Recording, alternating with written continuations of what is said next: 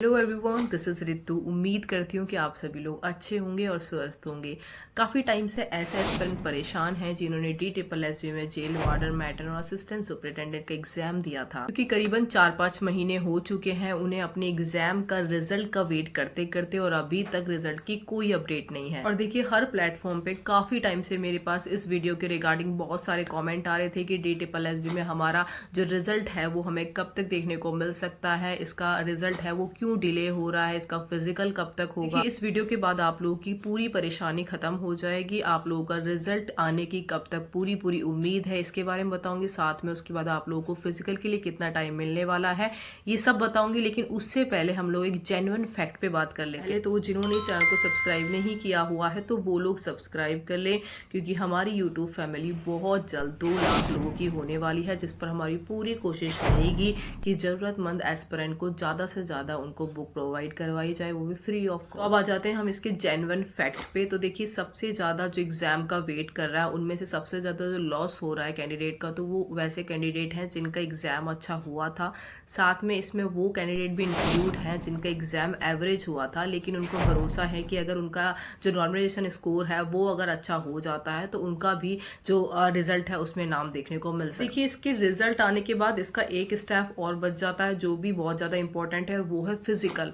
अब देखिए, इसके फिजिकल की तैयारी तो कुछ एस्पिरेंट कर रहे हैं, लेकिन इतना सीरियस होकर नहीं कर रहे हैं, इतना कंप्लीटली इस पे फोकस नहीं कर पा रहे हैं, क्योंकि एक एस्पिरेंट कितना टाइम वेट कर सकता है? 2 महीने, 3 महीने, मैक्स टू मैक्स 4-5 महीने किसी एग्जाम, रिटन एग्जाम के बाद उसके फिजिकल का रिजल्ट के लिए। देखिए, ये फिजिकल का रिजल्ट है। अगर ये रिजल्ट आपका जो मेन फाइनल मेरिट लिस्ट होती है वो होती है तो वो बात अलग होती है, उसमें वेट करना फिर भी थोड़ा सा बन जाता है कि ठीक है, हमारा एग्जाम से तो हम लोग फ्री हो चुके हैं, इस वैकेंसी से हम फ्री हो चुके हैं, फाइनल रिजल्ट आएगा जब देखा जाएगा। बाकी मैं अदर एग्जाम की अपनी प्रिपरेशन करता रहता। लेकिन अकॉर्डिंग टू प्रेजेंट सिनेरियो, एक गवर्नमेंट एस्पिरेंट के पास इतना टाइम नहीं होता है कि वो केवल एक सिंगल एग्जाम, मतलब कि स्टेज फर्स्ट के एग्जाम के रिजल्ट को लेकर के बैठा रहे। जिन्होंने जेल वार्डन, मैट्रन और असिस्टेंट सुपरिटेंडेंट का एग्जाम दिया था, तो उनमें से मैक्सिमम स्टूडेंट वही है जो कि आरपीएफ का एग्जाम देंगे। ठीक है, रेलवे में एनटीपीसी, आप लोगों के टेक्नीशियन का एग्जाम भी होना है, एएलपी का भी होना है, आरपीएफ कांस्टेबल का भी जाना है, एसएससी जीडी की जो नई वैकेंसी है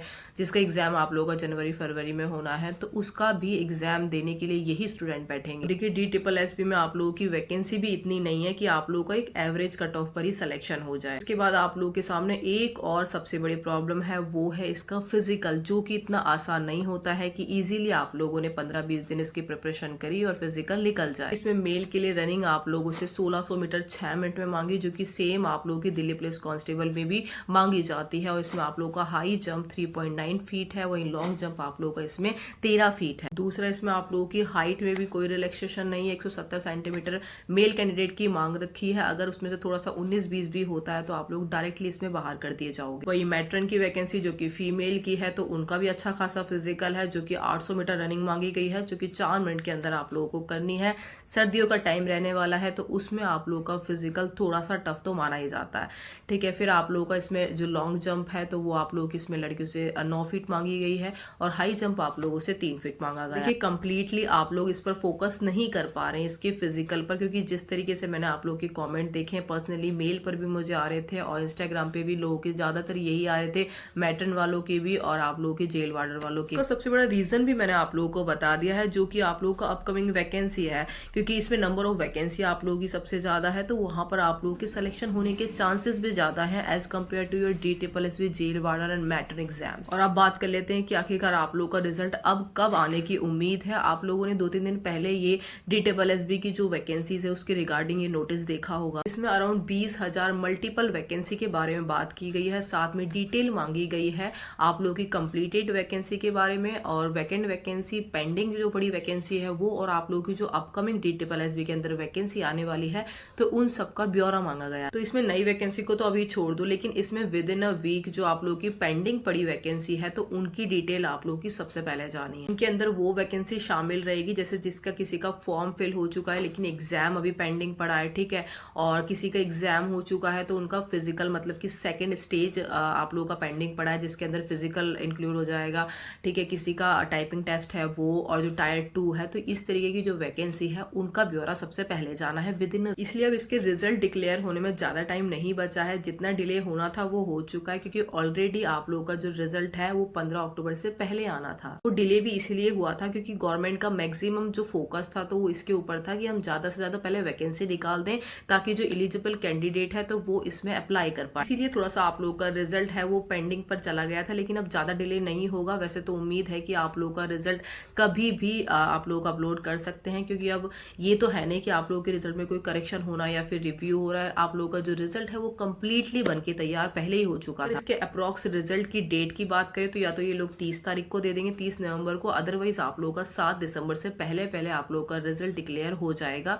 रही बात आप लोगों के फिजिकल की, तो देखिए फिजिकल में जिनका भी स्कोर जो मैंने आपको कट ऑफ बताई थी फिजिकल की इसकी उनके आसपास है, तो वो लोग अपनी जो फिजिकल की तैयारी है उसको दुगनी स्पीड में करना शुरू करें। रही बात आप लोग का फिजिकल कब होगा, तो इसकी भी 2 कंडीशन आप लोगों की बनती है। अगर आप लोगों का रिजल्ट जैसे कि मैंने आपको बताया 7 दिसंबर से पहले ये लोग अपलोड कर देते हैं, तो आप लोगों के मैक्सिमम चांसेस हैं कि 40 से 45 दिन के अंदर आप लोगों का फिजिकल करवा लें। लेकिन अगर आप लोगों का फिजिकल ये नहीं करवाते हैं तो आप लोगों का जो फिजिकल है वो इलेक्शन के बाद, मतलब कि फरवरी के बाद ही होगा। देखिए एक बात मेरी अभी आप लोग ध्यान से सुन लेना और समझ लेना कि रिजल्ट आप लोगों का चाहे पॉजिटिव आए चाहे नेगेटिव आए, उसको आप लोगों को ज्यादा सीरियस नहीं लेना है। उसका जो फर्क है आप लोगों की पढ़ाई पर बिल्कुल भी नहीं पड़ना चाहिए, क्योंकि उससे अच्छी वैकेंसी आप लोगों का फिर से इंतजार कर रही है, और वो है दिल्ली पुलिस कांस्टेबल की वैकेंसी, SCM ड्राइवर, AWTPO की वैकेंसी, जो कि 2025 में आप लोगों को देखने को मिलेगी। दिल्ली पुलिस भी लाइफ टाइम दिल्ली के अंदर पोस्टिंग रहती है आपकी, साथ में ये सेंट्रल गवर्नमेंट की जॉब है, जबकि आप लोगों की जेल वार्डर वगैरह ये आप लोगों की स्टेट गवर्नमेंट की जॉब होती है। साथ में आप लोगों को खुद पर विश्वास जरूर रखना है। आप लोगों को आपका काम है, अगर आप लोग गिर जाते हैं तो वापस से आप लोगों को शुरुआत करनी है। यही आप लोगों के अंदर विश्वास और हिम्मत होनी चाहिए। और बताओ जरा कि मेहनत करने वालों को क्या रिजल्ट नहीं मिलेगा क्या? अगर उनको नहीं मिलेगा तो क्या जो लोग ऐसे ही फॉर्म फिल करते हैं उस भीड़ को मिलेगा? मैं भी अपनी लाइफ में काफ़ी बार फेल हुई हूँ, लेकिन फिर भी एक गवर्नमेंट जॉब मैंने भी ली। आप लोगों ने IIT नीट जैसे एग्जाम का नाम सुना ही होगा, जिसको क्वालिफाई करके इंडिया के टॉप गवर्नमेंट डॉक्टर और इंजीनियरिंग के टॉप कॉलेजेस मिलते हैं, जो कि गवर्नमेंट होते हैं, काफ़ी अच्छी रैंक होती है। मैंने IIT की प्रिपरेशन करी थी, 16 घंटे रेगुलर मैंने पढ़ाई करी थी, जी जान जी तोड़ मेहनत मैंने उसके लिए करी थी, लेकिन फिर भी थोड़े मार्क्स कम थे तो मुझे अच्छा IIT नहीं मिल पाया था। लेकिन हाँ, जितने मेरा स्कोर था उसके अकॉर्डिंग मैं सेटिस्फाइड थी कि मैंने जो मेहनत करी मुझे वो चीज़ मिल चुकी। फिर घर के हालात इतने अच्छे नहीं होने की वजह से गवर्नमेंट जॉब के फील्ड में आई, ताकि जल्दी से जल्दी नौकरी लग पाऊँ। और उसमें देखो आप लोग कि SSC GD और RPF में मेरा इतना अच्छा स्कोर होने के बावजूद भी मैं वहाँ उस पर उसकी रनिंग ही नहीं कर पाई, फेल होकर के आ गई। ठीक है, टेक्नीशियन में 0 पॉइंट कुछ नंबर्स में फाइनल मेरिट से आउट हुई हूँ, जबकि मैंने इसके 3 एग्जाम इतने अच्छे नंबर से क्लियर करे थे। ठीक है, UPSI में कुछ पॉइंट से रही हूँ, लेकिन मैंने हिम्मत बिल्कुल भी नहीं छोड़ी। मुझे ये था कि मुझे करना है, वो भी इसलिए क्योंकि मैंने अपनी फैमिली की तरफ देखा। उनकी कंडीशन को देखकर मुझे ये था कि अगर मैं ही नहीं करूंगी तो हमारी जो आज कंडीशन है उससे भी बदतर हो जाएगी। इसलिए अपने मन में एक जिद और विश्वास बना लो कि मैं जिस रास्ते पे अभी गया हूँ, इस बार गया हूँ, तो मैं वहां से खाली हाथ लौटकर नहीं आऊंगा। मुझे कोई सी भी जॉब मिले गवर्नमेंट के अंदर, मुझे लेकर जरूर आना। मेरा सपोर्ट और मोटिवेशन आप लोगों के साथ हमेशा रहेगा, इसलिए आप लोग चैनल को सब्सक्राइब कर लेना। और आप लोगों को RPF की और मैंने SSC GD की जो भी कंटेंट है आप लोगों के लिए फ्री प्रोवाइड करवा रखा है। PDF आप लोगों को प्रोवाइड करवा रखी है टेलीग्राम चैनल पे, जिसका लिंक भी मैं आप लोगों को प्रोवाइड करवा दूंगी। उसको देख लेना। PDF आप लोगों के लिए बहुत ज़्यादा काम की है वो। उसमें इंपॉर्टेंट चीज़ें मैंने आप लोगों को बता रखी है, मेंशन कर रखा है कि किस तरीके से किस पार्ट में आप लोगों से ज़्यादा क्वेश्चन पूछे जाएंगे। और बाकी अगर आप लोगों का जो भी डाउट है मुझे अभी कॉमेंट करके बता देना। मैं ज़्यादा से ज़्यादा कोशिश करूँगी कि आप लोगों के रिप्लाई कर पाऊँ। साथ में अगर आप लोगों की कोई पर्सनल क्वेरी है तो इंस्टाग्राम का लिंक भी मैं आप लोगों को प्रोवाइड करवा रही हूँ, जिसको फॉलो कर ले। वहाँ पर आप लोग मुझसे अपनी पर्सनली जो भी आप लोगों की मेडिकल से रिलेटेड है, फिजिकल से रिलेटेड क्वेरी है, तो वहाँ पर आप लोग उससे पर्सनली पूछ सकते हैं। मिलते हैं नेक्स्ट वीडियो में। जय हिंद।